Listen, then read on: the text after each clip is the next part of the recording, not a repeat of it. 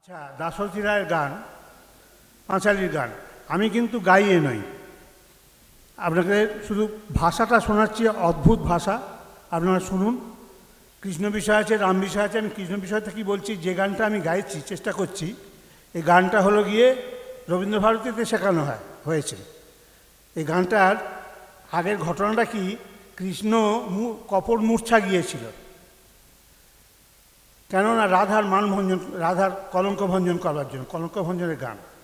হ্যাঁ, গোকুলেতে কৃষ্ণ মূর্ছা গিয়েছিল, এই সমস্ত দেখে তো চারিদিকে কান্নাকাটির রোল পড়ে গেছে। এখন দেবর্ষি নারদ তো তিনি সব জানেন যে প্রভু কী লীলা করছে, একবার দেখতে যাই বলে তিনি যাচ্ছেন। পথে যেতে যেতে বলছেন, যারে হৃদয় মাঝে সর্বদা দেখতে পাই, তাকে অচৈতন্য দেখতে কেন বৃন্দাবনে যাই।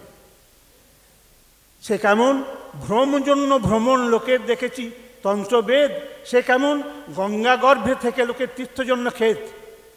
যারা গঙ্গা গর্ভে বাস করে তাদের কোনো তীর্থের দরকার হয় না, গঙ্গা গর্ভে থেকে লোকের তীর্থজন্য ক্ষেত।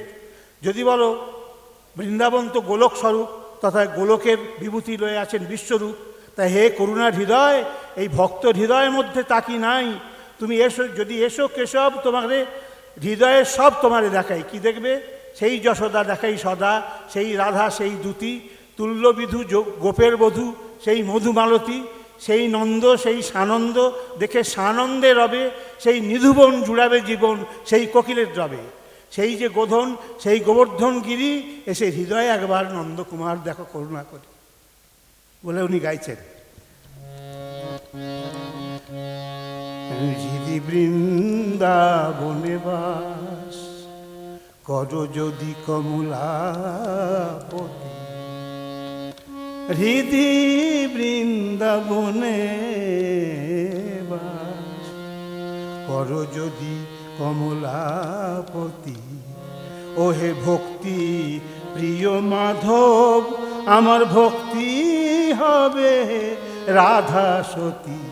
হে ভক্তি প্রিয় মাধব, আমার যে ভক্তি তোমার রাধা সতী হবে। এইরকম উনি রচনা করে গেছেন।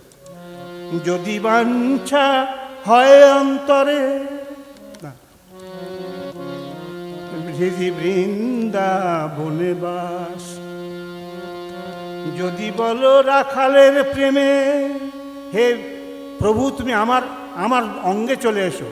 তা তুমি যদি এটা বলো, যদি বলো রাখালের প্রেমে বন্দি আছি ব্রজধামে, জ্ঞানহীন রাখাল তোমার দাস হবে হে দাশরথী, হৃদি বৃন্দাবনে বাস। এইরকম সব ভাষা দিয়ে গেল।